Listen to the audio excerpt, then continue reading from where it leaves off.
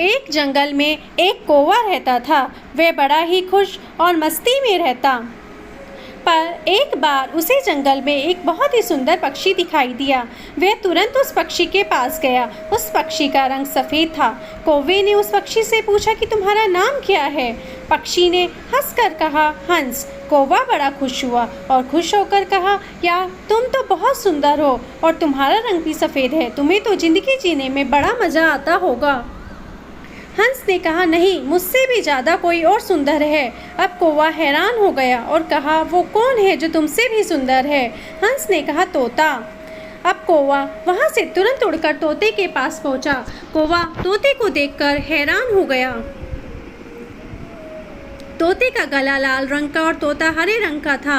कौवे ने उससे कहा, यार तुम तो बड़े खुश रहते होगे और तुम इतने शानदार जो दिखते हो। तोता मायूस हुआ और कहा, नहीं, मुझसे भी शानदार और सुंदर तो मोर है। अब कौवा वहाँ से उड़कर मोर को ढूंढने लगा। उसने कई दिनों तक मोर को ढूंढा, लेकिन मोर उसे नहीं मिला। लेकिन कुछ दिन बाद उसे पता चला कि मोर शहर के चिड़ियाघर में है। अब कौवा चिड़ियाघर पहुंचा और उसने मोर को देखा कि वह एक बड़े से पिंजड़े में बंद है और बहुत से लोग उसके साथ फोटो खिंचवा रहे थे। यह देखकर कौवे को थोड़ी जलन हुई।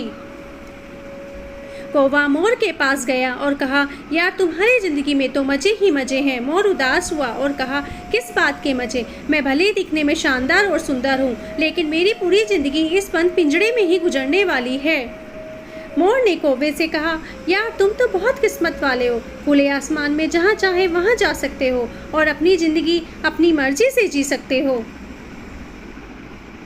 दोस्तों, एक बात हमेशा याद रखना कि ज़िंदगी में कभी भी अपनी तुलना किसी से मत करना, वरना एक दिन ऐसा ज़रूर होगा कि तुलना करके उसके जैसा तो नहीं कर पाओगे और अपने आप को भी खो दोगे। इसलिए खुद को पहचानो।